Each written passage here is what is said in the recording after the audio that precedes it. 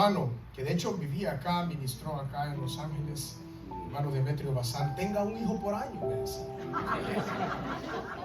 No lo he logrado, he logrado un hijo cada 2 años, pero él me decía, ahí están los pastores, hermano, ahí están los misioneros, y así lo he creído, hermanos, y así lo he creído, que el Señor nos conceda a todos los que estamos acá, que nuestros hijos vivan para la alabanza de la gloria del Señor.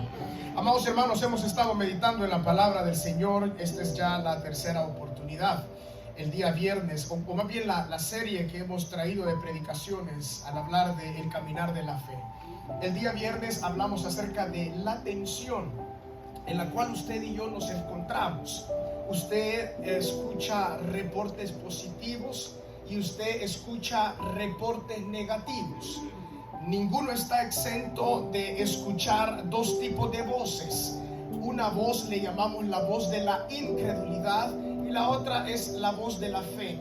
Vimos las características de un corazón incrédulo y también las características de un corazón que cree.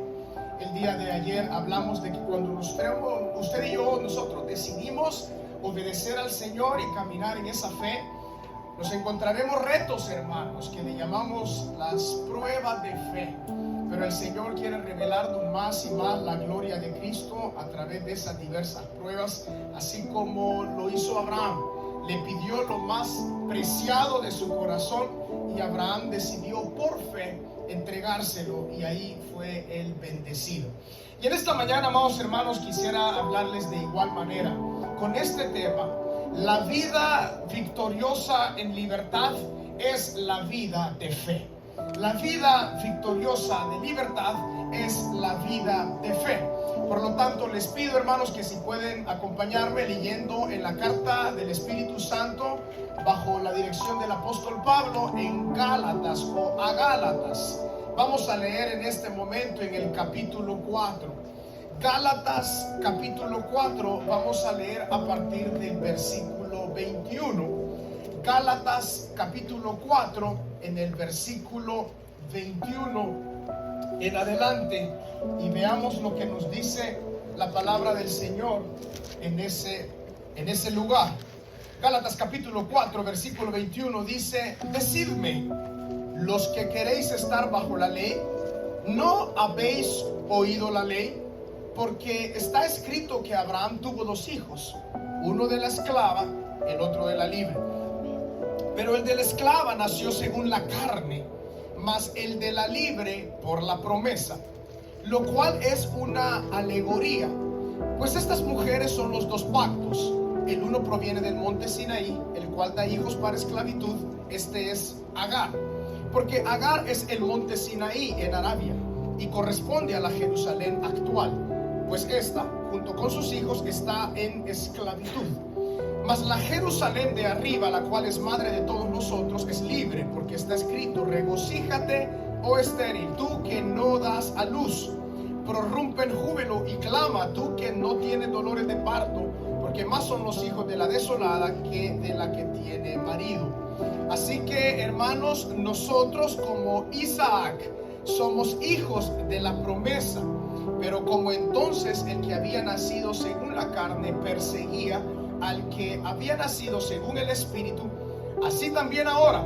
Mas ¿qué dice la Escritura? Echa fuera a la esclava y a su hijo, porque no heredará en el hijo de la esclava con el hijo de la libre.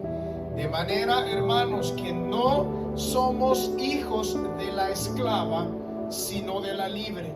Estad pues firmes en la libertad con que Cristo nos hizo libres, y no estéis otra vez sujetos al yugo de esclavitud. Amado Padre, gracias por tu presencia a lo largo de este servicio, Señor.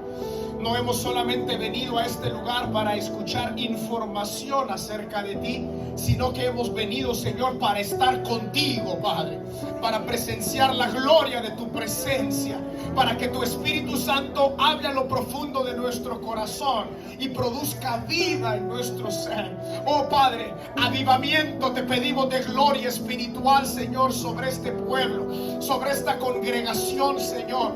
Haz, Señor, retumbar, Padre, Padre, los oídos de cada uno de los que estamos acá por tu palabra, y que vivamos, Señor, en piedad, que vivamos en el Espíritu, que vivamos en obediencia, Señor, para alabanza de tu gloria.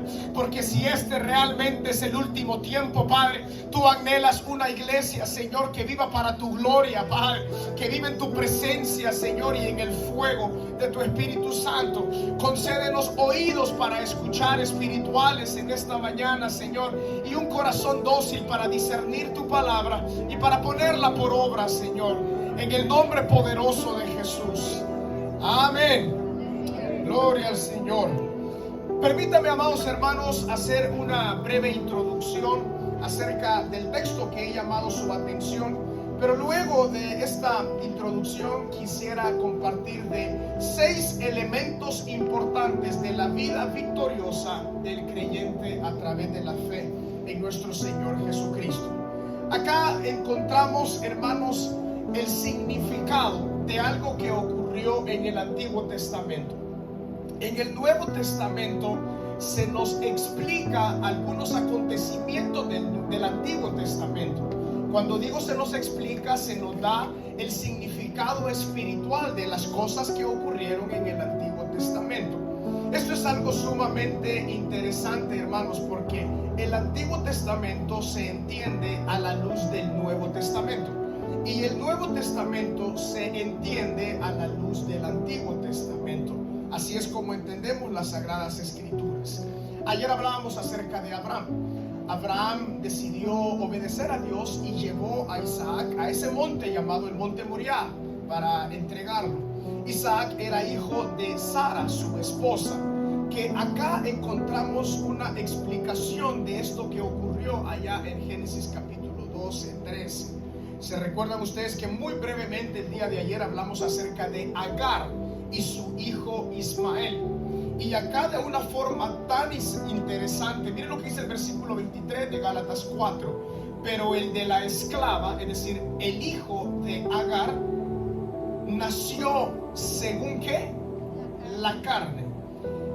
Esta palabra carne, hermanos, básicamente en toda la carta a los Gálatas, significa la fuerza del hombre para hacer las cosas en su propia prudencia, para hacer las cosas como él considera que tienen que ser hechas. Por lo tanto, se recuerdan, Sara le dijo a Abraham: bueno, yo no te he podido ayudar, no te he podido dar hijos. Tú estás viejo ya, yo también, y no solamente estamos viejos, probablemente el ciclo mensual de Sara ya no estaba presente en su cuerpo, era imposible que ella quedara embarazada, y no solamente ya era anciana, sino que también era estéril. Por eso dice la palabra en Romanos: en esperanza contra esperanza, Abraham fue que recibió a Isaac. Él era viejo, seguramente él ya no tenía mayor capacidad física, Sara tampoco. O sea, él se veía a sí mismo y decía: yo ya no triunfo. Veía a Sara, tampoco. Y aparte de que era anciana, era estéril. O sea, era imposible que Isaac llegara. Amados hermanos, en las imposibilidades es cuando la gloria de Dios se manifiesta. Y por eso es que cuando él ve a Sara, él dice: es imposible. Y Sara le dice: te voy a ayudar.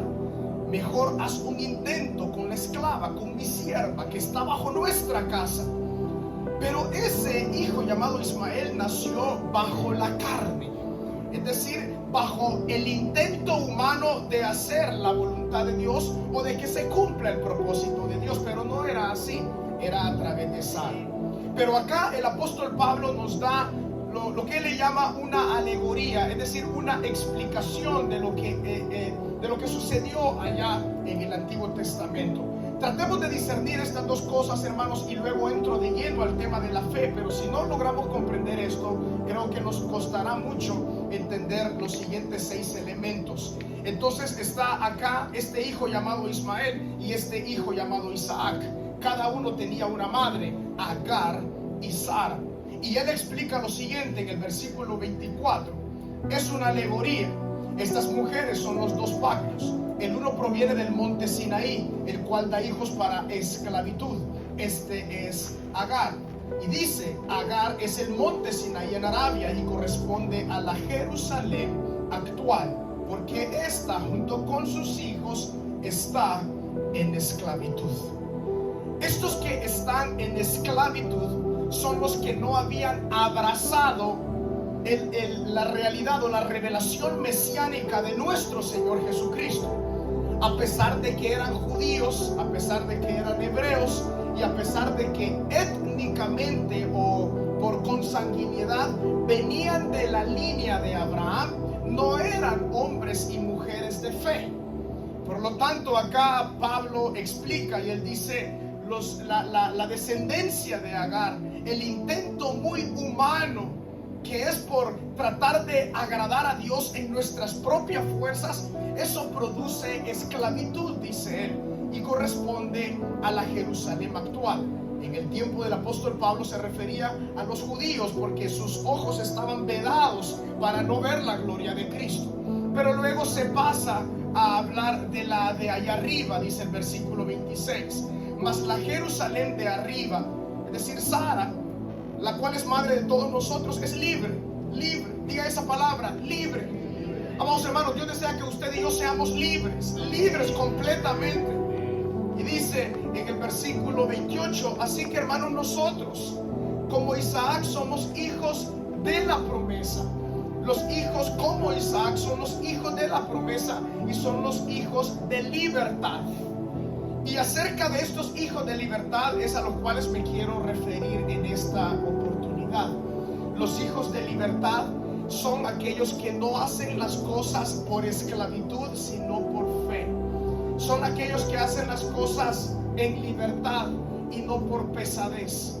La verdadera promesa cumplida en nuestro Señor Jesucristo para con la iglesia son aquellos hijos de Dios que caminan en plena libertad.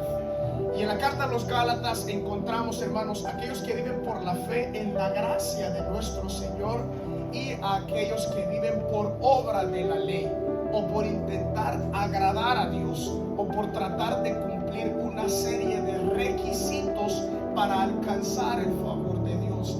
Amados hermanos, usted y yo no vivimos en el Espíritu para llenar una serie de requisitos para agradar a Dios. Jesucristo ya agradó al Padre y nosotros estamos en Cristo.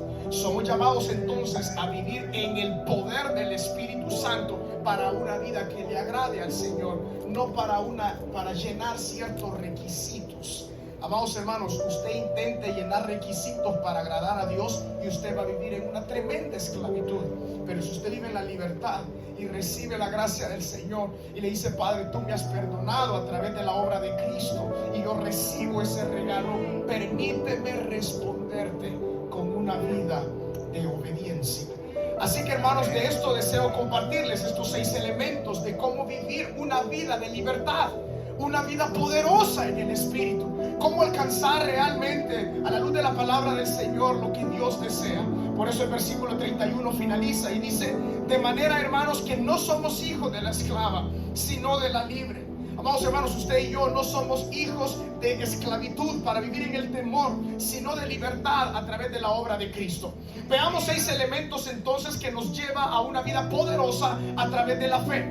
Estos 6 elementos que les voy a mencionar solo se alcanzan a través de la fe, hermanos. No hay otra manera de alcanzar la vida plena del creyente a través de Cristo, si no es solamente por la fe. En primer lugar, por la obra de Cristo, usted y yo, nuestros pecados han sido perdonados. Por la fe, su pecado y mi pecado ha sido perdonado.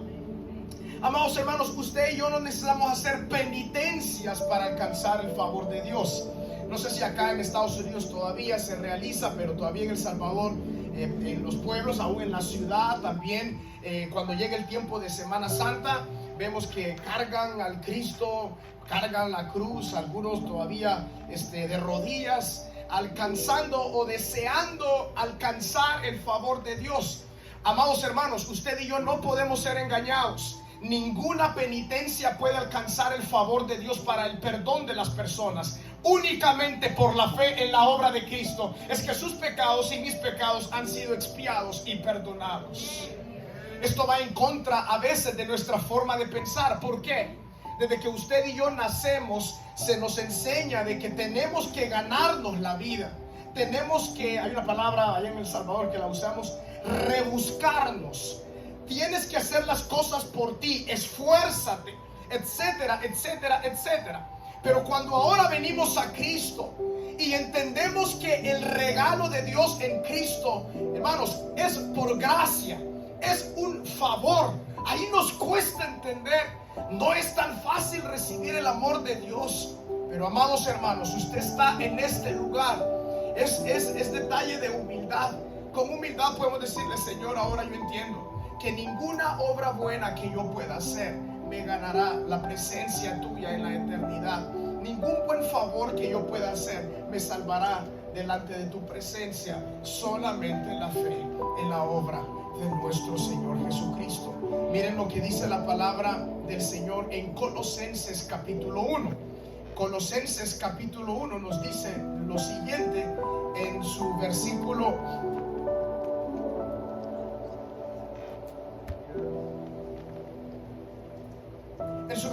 13. Miren lo que dice: el cual, o sea, Cristo, nos ha librado de la potestad de las tinieblas y trasladado al reino de su amado Hijo. Hermanos, usted y yo nacemos en pecado, bajo el reino de las tinieblas, pero por la fe en la obra de Cristo, usted y yo somos trasladados, es decir, llevados del reino de las tinieblas al reino de su amado Hijo Jesucristo. Y dice el versículo 14, Colosenses capítulo 1: en quien tenemos redención por su sangre, el perdón de los pecados. Yo sé que esto es básico para la cristiandad, pero siempre es importante recordarlo. Amados hermanos, cuando usted y yo le fallamos al Señor, no golpee su cuerpo, es decir, no diga: ay, ¿por qué yo? ¿Por qué me sucedió a mí? Corra al lugar íntimo y confiese su pecado delante del Señor. Primera de Juan capítulo 1 versículo 8, 9 nos dice: si confesare vuestros pecados delante de Dios, Él es fiel y justo para perdonar nuestros pecados y para limpiarnos de toda maldad. Por lo tanto, amados hermanos, la vida en libertad por la fe radica en primer lugar en que usted y yo creamos que por la obra de Cristo nuestros pecados han sido perdonados. Pero ¿cuál es lo maligno del pecado? Hermanos, el pecado tiene la capacidad de enviar a la humanidad a una condenación eterna. El peso de la humanidad radica en su capacidad de pecar. Satanás tiene gobierno sobre las naciones a través de tener dominio sobre las personas que viven en pecado.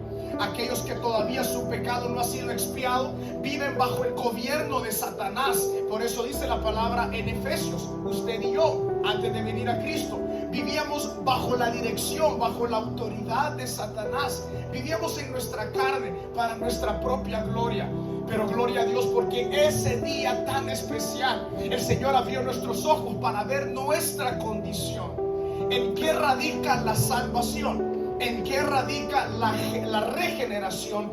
¿En qué radica la transformación de las personas? En que logran ver su condición pecaminosa y que no hay posibilidad de salvarse a sí mismo, pero a través del Espíritu Santo y por la revelación de Cristo se muestra de que Cristo es el único Salvador, y nos hemos tomado de ese Salvador y hemos dicho: Señor, tú eres mi Salvador. En eso radica la salvación, a través de la fe en la obra de Cristo, amados hermanos. Por eso lo digo una y otra vez: no intentemos ganar la salvación, ni tampoco una vida de santificación en nuestras propias fuerzas.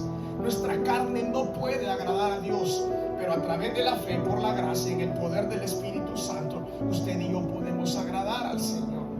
El primer elemento, amados hermanos, de una vida victoriosa de la fe en Cristo Jesús es reconocer de que nuestros pecados han sido perdonados únicamente a través de la obra de nuestro Señor Jesucristo.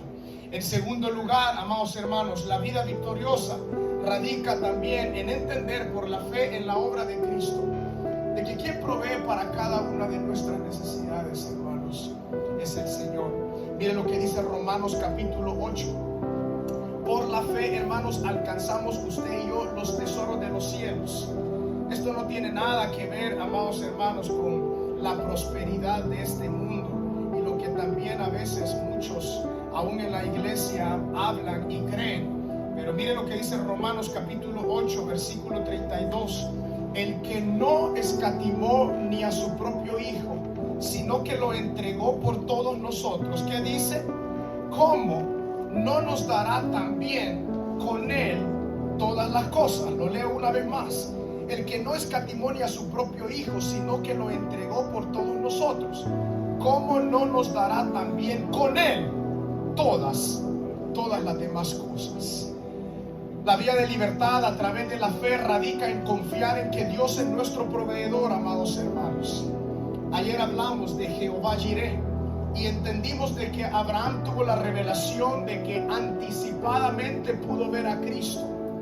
Y acá el apóstol Pablo, por el Espíritu Santo, en el versículo 32 de Romanos 8, nos dice: aquel o el que no escatimó ni a su propio Hijo. Si usted y yo tenemos en una sana y una clara perspectiva de el regalo que fue Cristo para el Padre, para la Trinidad, cómo se entregó, amados hermanos, si el Señor Jesús se entregó por nosotros, ¿cómo no nos puede proveer para el recibo de la luz? Si el Señor se entregó por nosotros, ¿cómo el Señor no nos va a proveer para las cosas básicas y necesarias que Él ya sabe? Cuando usted y yo tenemos una perspectiva de la entrega de la Trinidad a partir de Cristo, que Él se entregó por cada uno de nosotros, uno dice: por la fe, Señor, yo veré tu mano de bendición. Señor, la circunstancia está adversa, Padre, pero tú nunca me has dejado y nunca has pensado hacerlo, Señor. Tú has de proveer para cada una de mis necesidades. Tenga este versículo en su corazón: aquel que no escatimó ni a su propio Hijo, amados hermanos, ¿cómo no nos proveerá a usted y a mí todas las demás cosas? El Señor es bueno y esto se alcanza a través de la fe. Amados hermanos, yo sé que acá en Estados Unidos se trabaja muchísimo. Eso es lo que nos dicen siempre. Aquí el trabajo, el trabajo y el trabajo y el trabajo. Pero amados hermanos, usted no vive para trabajar. Usted vive para la gloria del Señor. El Señor es quien provee para cada una de nuestras necesidades. Probadme en esto, dice el Señor, si no abriré las ventanas de los cielos y derramaré mi bendición sobre ustedes. Dios no es Dios de Latinoamérica, de México, de Sudamérica y en Estados Unidos. No, hermanos. Dios es el Dios de Asia, de África, de Australia, de Europa, de América. En todos lados sus hijos reciben la provisión del Señor. Amados hermanos, por la fe, la vida de libertad no radica en mi capacidad, de lo que soy, de lo que yo estudié. Si tengo maestría, doctorado, si casi soy un ángel o un serafín, radica en la capacidad de Dios para proveernos, amados hermanos. Pero aquellos que tienen fe logran abrir las ventanas de los cielos. Hay algo en la fe, hay algo en la capacidad de confiar en el Señor, porque confiar en Dios requiere humildad. Y recordemos, amados hermanos, que Dios ve de lejos al altivo, mas tiene de cerca al humilde. Aquel que no escatimó ni a su propio Hijo, ¿cómo no nos dará con Él mismo todas las demás cosas? Por lo tanto, a través de la fe, amados hermanos, vivimos en libertad. En primer lugar, libertad del pecado. En segundo lugar, podemos confiar que el Señor cuida de cada uno de nosotros y cuida de sus hijos, amados hermanos, cuida de los míos también. Tengamos 1, 2, 3, 40, el Señor es el mismo también. Dicen amén, hermanos. La provisión es la misma, pareja. Simplemente la provisión tiene que ser acompañada de una buena administración. Dicen amén, hermanos. Un corazón contento. Hay tortillitas y hay pancito y hay queso, pues gloria a Dios. Hay un salmón ahumado, pues también gloria a Dios. Sea lo que haya, amados hermanos, hot dogs, hamburguesa o lo que sea, más bien uno sabe confiar en el Señor. En tercer lugar, una vida victoriosa, hermanos, a través de la fe alcanza, y esto es tan importante, hermanos, la victoria espiritual sobre las huestes espirituales de maldad. Amados hermanos, usted y yo no tengamos muchísimo cuidado. Usted y yo no peleamos contra Satanás. La palabra en ningún momento nos enseña a que lo hagamos. Cristo lo venció en la cruz del Calvario y nosotros entonces nos metemos al ring de la fe. Hay momentos en los cuales la batalla es: Padre, ¿confiaré en ti o no confiaré en ti? Miren lo que dice la palabra en Colosenses capítulo 3 Colosenses capítulo 3. Peleamos con la palabra, hermanos. Así fue como el Señor Jesús nos enseñó en ese desierto que Él tuvo que pasar. Cuando Satanás vino a tentarlo, Él no se fue en contra de Él. Él solamente le respondió con la palabra. Miren lo que dice la palabra del Señor en Colosenses capítulo 2, en el versículo 13. Y a vosotros, estando muertos en pecados y en la incircuncisión de vuestra carne, os dio vida juntamente con Él, perdonándoos todos los pecados. ¿Y qué dice? Anulando el acta de los decretos que había contra nosotros, que nos era contraria, quitándola de en medio y clavándola en la cruz, y despojando, es decir, quitando poder y autoridad a los principados y a las potestades, los exhibió públicamente, triunfando sobre ellos en la cruz. Nuestro Señor Jesús no triunfará de una forma completa sobre el pecado, sino que Él ya lo hizo. Dice la palabra, triunfando sobre ellos en la cruz. La imagen que está usando el apóstol Pablo acá cuando él dice el acta de los decretos, esa frase acta de los decretos significaba lo siguiente: cuando había un preso en la prisión, valga la redundancia, fuera de la prisión había una especie de acta, un papel escrito con todas las razones por las cuales los presos estaban en ese lugar, sea por homicida, sea por injuriador, sea por lo que sea, por estafador, ahí estaba. Por lo tanto, el preso adentro de la celda, ¿qué es lo que lo culpaba? Esa acta. Esa acta mantenía al preso en su lugar. Pero acá el Espíritu Santo, a través del apóstol Pablo, lo aplica al sentido espiritual. El Señor Jesús, usted y yo, viviendo en esclavitud de pecado, teniendo la culpabilidad de todos nuestros pecados, el Señor Jesús apareció. Y amados hermanos, Él toma el acta que le era contraria a usted y a mí, la rompe y la clava en la cruz del Calvario. Y Él dice: hijo mío, tú eres libre. Ya no estás bajo la posesión y tampoco bajo la influencia de Satanás, porque el Señor, amados hermanos, en la cruz del Calvario venció todo engaño y mentira de Satanás. La cuestión acá es, amados hermanos, si lo vamos a creer. El Señor ya hizo la obra, pero usted y yo tenemos que tomarlo por la fe. No hay otra manera. Es tomarlo por la fe. ¿Está usted siendo invadido, hermano, por momentos de opresión terrible? Usted se levanta en fe y dígale: oh muerte, ¿a dónde está tu aguijón? El Señor venció en la cruz del Calvario y en su cuerpo sobre el madero llevó toda esta lucha espiritual. Y usted lucha, hermanos, por la fe hasta que el Señor le da esa victoria. Y usted ahí va entendiendo y aprendiendo más y más el caminar de la fe. Amados hermanos, usted y yo no debemos ser engañados que debemos pelear con Satanás. Cristo es el que lo derrotó y Él lo derrotará de forma eterna cuando Él aparezca en gloria y lo lance al lago de fuego. Pero mientras eso llega, amados hermanos, habrá alguien que le acusará a usted. Habrá alguien que lo tentará a usted. Habrá alguien que buscará acabar con su vida y con su fe. Pero por eso, si usted y yo nos anclamos en la palabra del Señor y decimos: en el nombre poderoso de Jesús, Señor, yo creo en lo que tú hiciste, no veo ahora libertad. No sé si alguno de los que estamos en medio acá está pasando por una larga temporada de depresión, tal vez, de un desaliento tremendo, y usted escucha las artimañas y los engaños de Satanás. Pero a partir de esta mañana, por la obra poderosa de nuestro Señor Jesús, si hay fe en su corazón, o aunque no haya, se la vamos a pedir al Señor.